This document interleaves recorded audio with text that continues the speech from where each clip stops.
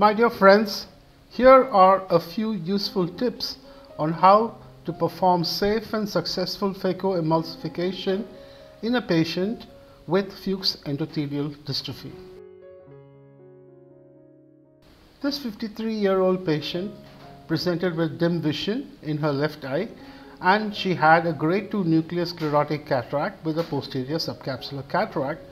And on detailed slit lamp examination, there was a marked corneal guttator which was noticed in both eyes. And since the endothelium showed a beaten metal type of appearance, I got a specular microscopy done for this patient, and there was significant guttator that was noticed in the central quadrant in which the readings could not be obtained, and hence the superior quadrant was taken for obtaining the reading, which showed a hexagonality of 40% and a coefficient of variation of 44. Cell count in the superior quadrant was 2333 cells per square millimeter. This therefore indicates that there is significant corneal guttator, and the decision therefore needs to be made whether I would employ ECC, SICS or phacoemulsification. In this case, I decided to play to my strengths, and I decided to go ahead with phacoemulsification, taking all due precautions. Now let's see how the case went. So I initially stained the anterior capsule with trypan blue. You can see that the pupil is not very well dilated. It's only about 5 to 5.5 millimeters. However, I did not use a pupil dilating device in this case because it would produce undue and unnecessary trauma, and also because of the fact that this was just a grade 2 nuclear sclerotic cataract, I knew I could get by with this size of pupil. So after filling up the chamber with a dispersive viscoelastic, I performed the capsular rhexis.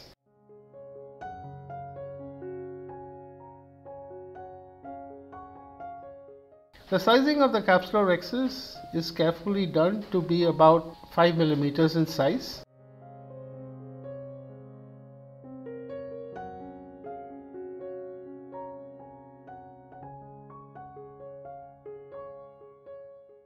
And once I've achieved this, I perform a very careful cortical cleavage hydrodissection, and with a very small amount of fluid I'm able to create this cortical cleavage hydrodissection.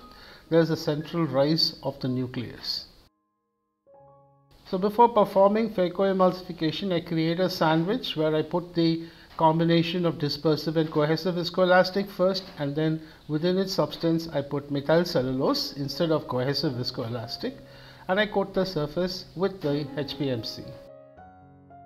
Now I use a reduced bottle height of 90 centimeters, a phaco power of only 24% in micropulse mode, the duty cycle is just 40%, and a vacuum of 275 millimeters of mercury. These are low flow parameters designed to reduce the turbulence of fluidics within the anterior chamber and to cut down the net cavitational energy that is delivered. So using a short burst of phaco power, I am impaling and creating the crack. Most of the forces that are employed in nucleus disassembly would be mechanical. The phaco energy or the cavitational energy will just be given to impale the tip into the nucleus. In addition, you can see that I am breaking this nucleus down into multiple small pieces.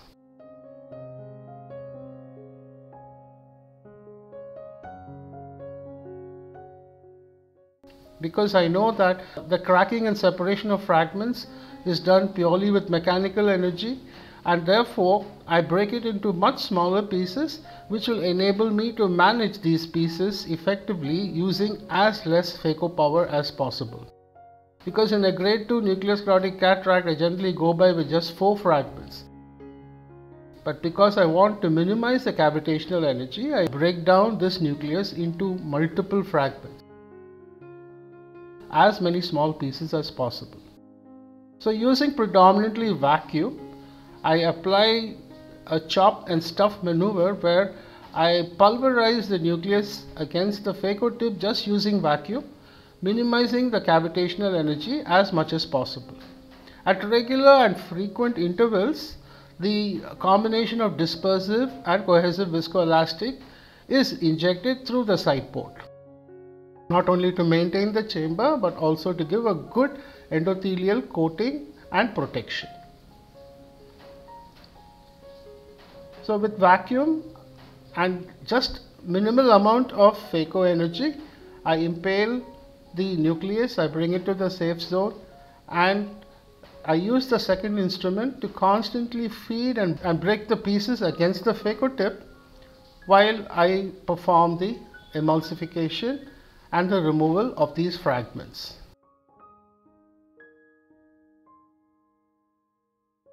Also note that the cavitational energy is used only to break down the hard part of the nucleus core.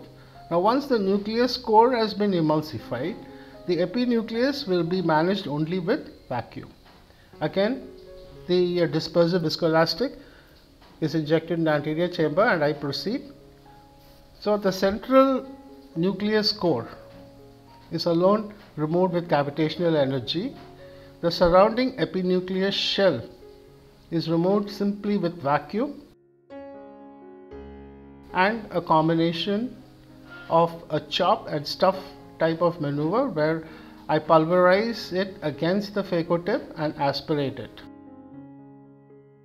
Well, the aim is to reduce the cavitational energy as much as possible so that we can protect the endothelium, and these are surefire steps by which you can minimize cavitational energy that is delivered inside or within the eye.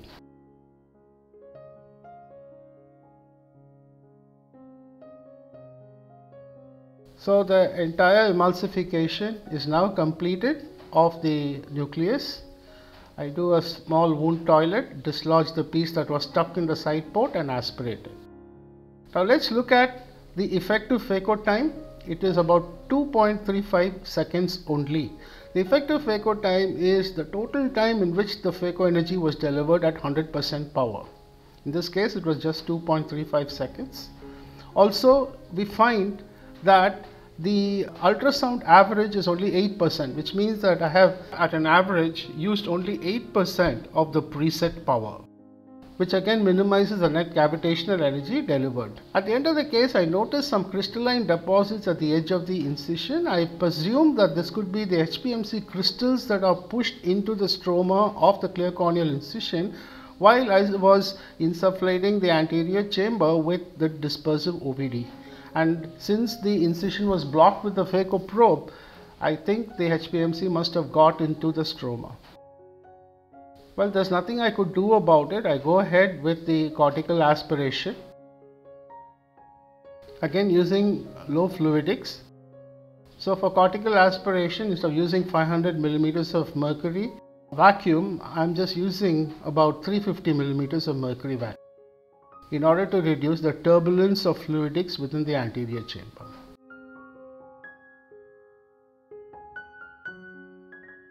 And since this pupil has become slightly smaller and shut down, I am retracting it in order to visualize and make sure that there is no cortical remnants that are left behind, because leaving behind residual cortex would definitely foster postoperative inflammation, which could also be deleterious to the endothelium.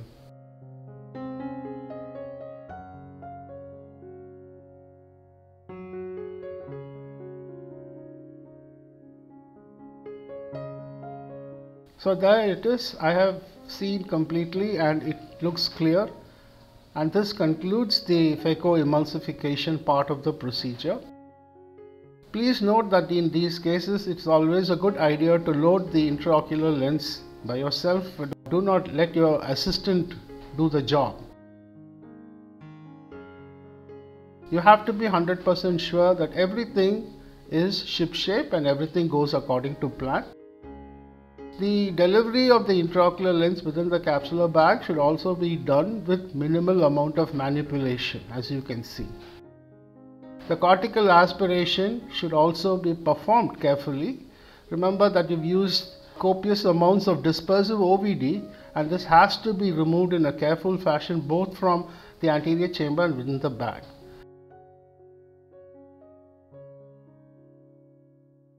Now this is what I call segmental removal. So I tilt the IOL, I remove the viscoelastic from the bag, first nasally, as you can see in the nasal quadrant, then inferiorly, then superiorly, and finally temporally. This way I am sure that all the viscoelastic has completely come out of the capsular bag. Post-operative spikes in intraocular pressure can have a deleterious effect on the corneal endothelium, and this should be avoided at all costs. So a careful removal of the viscoelastic will ensure that you have a well-formed anterior chamber with the normal intraocular pressure and a clear looking cornea in the post-op period. Ensure that the clear corneal incision is sealed properly. Stromal hydration is done both through the main incision and through the side port incision.